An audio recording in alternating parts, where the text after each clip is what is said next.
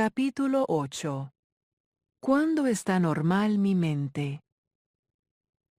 Porque yo siempre oro, pidiendo que el Dios de nuestro Señor Jesucristo, el Padre de Gloria, os dé espíritu de sabiduría y de revelación, de discernimiento en los misterios y secretos, en un mejor, más profundo e íntimo, conocimiento de Él. Mi oración es que los ojos de vuestro corazón sean iluminados, para que sepáis cuál es la esperanza de su llamamiento, cuáles son las riquezas de la gloria de su herencia en los santos, los apartados para Él. Efesios 1, versículos del 17 al 18. Observa que Pablo ora para que tú y yo ganemos sabiduría al tener los ojos de nuestro corazón iluminados.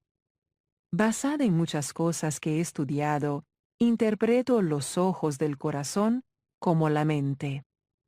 ¿En qué condición debería estar nuestra mente como cristianos? En otras palabras, ¿cuál sería el estado normal de la mente de un creyente? A fin de contestar esta pregunta, tenemos que buscar en las diferentes funciones de la mente y el espíritu.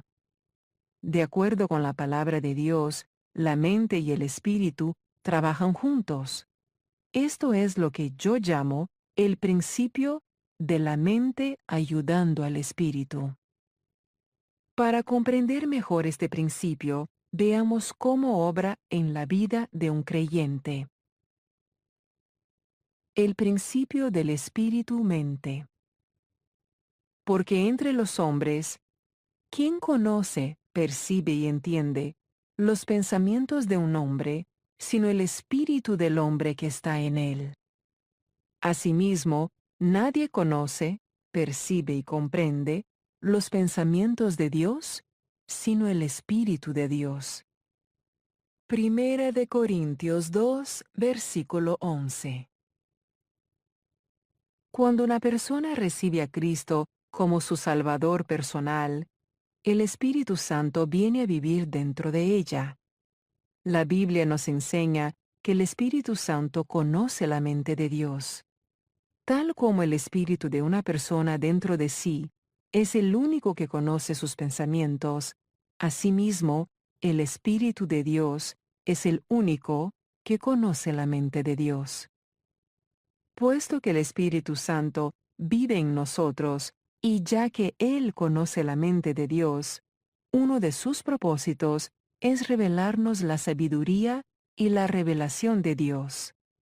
Esa sabiduría y esa revelación se la imparte a nuestro espíritu, y nuestro espíritu, entonces, ilumina los ojos de nuestro corazón, que es la mente. El Espíritu Santo hace esto para que podamos entender desde un nivel práctico lo que se nos está ministrando espiritualmente. ¿Normal o anormal? Como creyentes, somos espirituales y también somos naturales. Lo natural no siempre entiende lo espiritual. Por lo tanto, es vitalmente necesario que nuestras mentes sean iluminadas en lo que respecta a lo que está sucediendo en nuestros espíritus. El Espíritu Santo desea traernos esta iluminación, pero la mente con frecuencia se pierde lo que el Espíritu está intentando revelarle porque está demasiado ocupada. Una mente que está demasiado ocupada es anormal. La mente es normal cuando está descansando, no en blanco, sino descansando.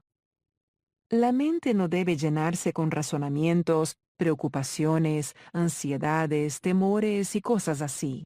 Debe estar en calma, tranquila y serena. Mientras adelantemos en esta segunda parte del libro, observarás muchas condiciones anormales de la mente, y posiblemente las reconozcas como condiciones frecuentes de tu propia mente. Es importante entender que la mente necesita ser mantenida en la condición normal descrita en este capítulo.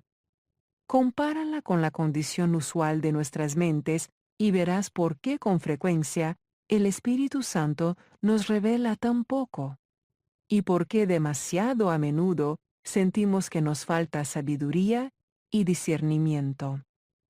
Recuerda que el Espíritu Santo intenta iluminar la mente de los creyentes, da información de Dios al espíritu de la persona, y si el espíritu y la mente se están ayudando uno al otro, la persona puede andar en la divina sabiduría y discernimiento.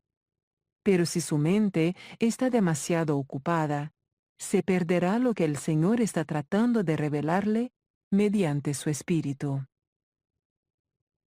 La vocecita apacible. Entonces él dijo: Sal y ponte en el monte delante del Señor. Y he aquí que el Señor pasaba, y un grande y poderoso viento destrozaba los montes y quebraba las peñas delante del Señor. Pero el Señor no estaba en el viento. Después del viento, un terremoto, pero el Señor no estaba en el terremoto. Después del terremoto, un fuego, pero el Señor no estaba en el fuego. Y después del fuego, el susurro de una brisa apacible. Primera de Reyes 19, versículos del 11 al 12. Durante años he orado por revelación, pidiéndole a Dios que me revele cosas por medio de su Espíritu que vive dentro de mí. Sabía que esa petición era bíblica. Creí la palabra y me sentí segura de que tal como lo pedía, lo recibiría.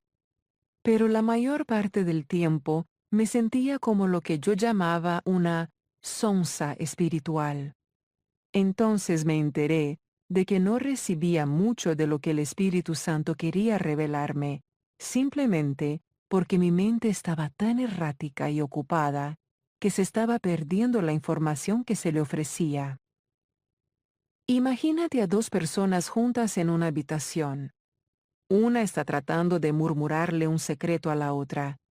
Si la habitación está llena de ruidos fuertes, aunque el mensaje se está comunicando, el que espera por la información secreta no la oirá, sencillamente porque hay tanto ruido en la habitación que no puede oírla. A menos que esté prestando una cuidadosa atención, puede que ni siquiera se entere de que le están hablando. Esa es la forma en que ocurre la comunicación entre el Espíritu de Dios y nuestro espíritu. Las maneras del Espíritu Santo son muy suaves. La mayor parte del tiempo nos habla como lo hizo al profeta en este pasaje, con una vocecita apacible. Por lo tanto, es vital que aprendamos a mantenernos en una condición que nos permita oír. El espíritu y la mente. Entonces, ¿qué? Oraré con el Espíritu, por el Espíritu Santo que está dentro de mí, pero también oraré, inteligiblemente, con el entendimiento. Primera de Corintios 14, versículo 15. Quizás la mejor manera de entender este principio de la mente ayudando al Espíritu es pensar en la oración. En este versículo, el apóstol Pablo dice que él oraba tanto con su espíritu como con su mente. Entiendo de qué está hablando Pablo, porque yo hago lo mismo. Con frecuencia oro en el espíritu, en una lengua desconocida. Después que he orado así durante un rato, a menudo algo viene a mi mente para que ore en mi propia lengua. Creo que de este modo, la mente ayuda al espíritu. Obra juntos para que el conocimiento y la sabiduría de Dios me lleguen de una forma en que yo pueda entenderla. Esto también obra a la inversa. Hay ocasiones en que deseo orar, así que me presento a Dios para orar. Si no siento nada especial en el espíritu, simplemente empiezo a orar con mi mente. Oro por cosas o situaciones que conozco. Algunas veces estas oraciones parecen no tener impacto. No viene ayuda de mi espíritu. Parece como si estuviera luchando. Así que sigo a otras cosas de las que ya tengo conocimiento. Continúo de esa forma hasta que el Espíritu Santo tome el control dentro de mí con respecto a algún asunto. Cuando lo hace, entonces sé que he dado con algo sobre lo cual Él quiere orar, no únicamente algo por lo que yo quiero orar. De este modo, mi mente y mi espíritu están trabajando juntos, ayudándose uno al otro a cumplir la voluntad de Dios. Las lenguas y la interpretación. Por tanto, el que habla en lenguas desconocidas, pida en oración por el poder, para que pueda interpretar. Porque si yo oro en lenguas desconocidas, mi espíritu, por el Espíritu Santo dentro de mí, ora, pero mi entendimiento queda sin fruto, es improductivo y no ayuda a nadie. Primera de Corintios 14, versículos del 13 al 14. Otro ejemplo del modo en que el espíritu y la mente trabajan juntos es el don de lenguas con interpretación.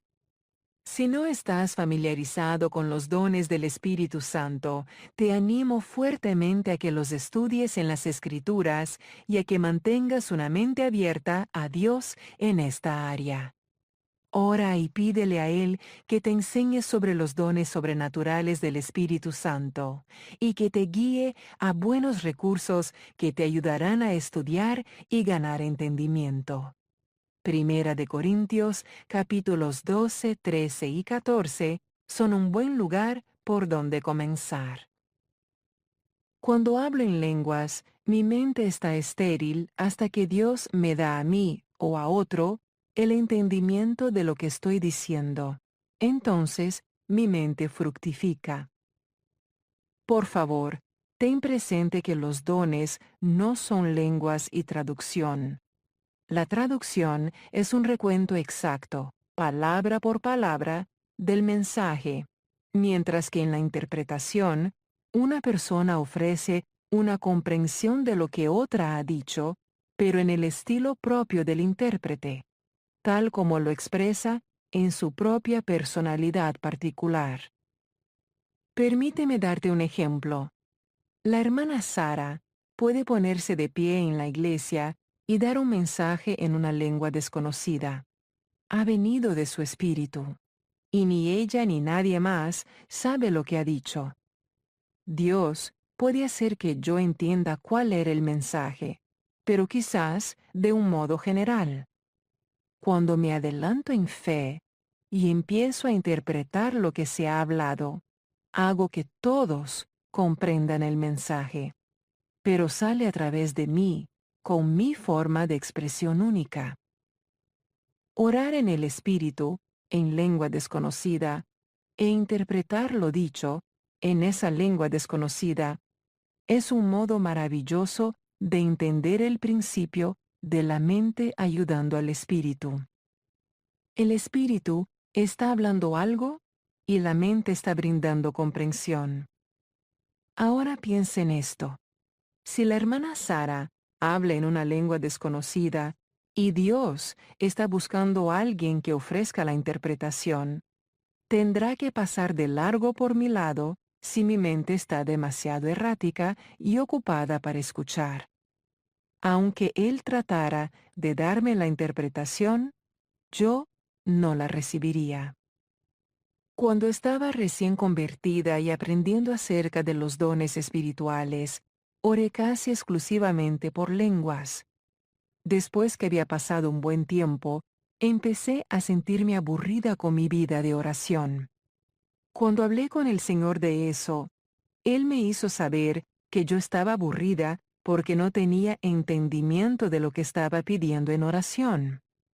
Aunque comprendo que no siempre tengo que entender lo que estoy diciendo cuando oro en el Espíritu, he aprendido que este tipo de oración está desequilibrado y no es el más fructífero si nunca entiendo lo que hablo? La mente alerta y en paz. Al de firme propósito, tanto su inclinación como su carácter, guardarás en perfecta paz, porque en ti confía. Isaías 26, versículo 3. Espero que puedas ver enseguida, por estos ejemplos, que tu mente y tu espíritu ciertamente trabajan juntos. Por lo tanto, es de la mayor importancia que tu mente se mantenga en una condición normal. De otro modo, no puede ayudar a tu espíritu en ayudarte a vivir una vida llena del espíritu. Por supuesto que Satanás sabe esto, así que te ataca la mente, librando una guerra contra ti en el campo de batalla de tu mente. Él quiere sobrecargar y extenuar tu mente, llenándola con toda clase de pensamientos erróneos, para que no pueda estar libre y disponible para que el Espíritu Santo obre a través de tu propio espíritu humano. La mente debe mantenerse apacible, como el profeta Isaías nos dice, cuando la mente es mantenida en las cosas correctas, estará en reposo. Pero la mente también debe estar alerta. Esto se vuelve imposible cuando está cargada con cosas que nunca tuvo intenciones de llevar. Piénsalo otra vez. ¿Cuánto tiempo tu mente está normal?